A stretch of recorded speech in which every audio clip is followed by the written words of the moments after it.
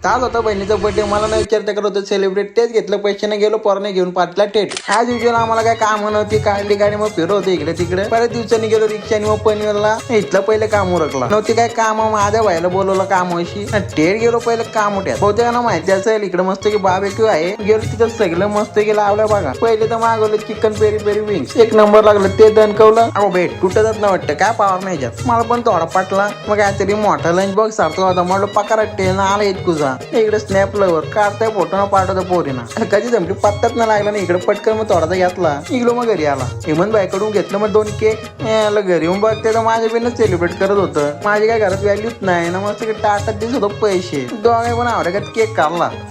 मग गेलो वहिनींची, तर वहिनींच्या मैत्रिणीचा बर्थडे होता आणि बाई बोलतो वाली विकायची का, नको बोललो बाबा, आपलं 5,000 नाही बोललो पैसे तोंड दाखवता काय करता नक्की. दुसरं बहिणीचा मग का आपला केक ना सगळं होतं टाल्या.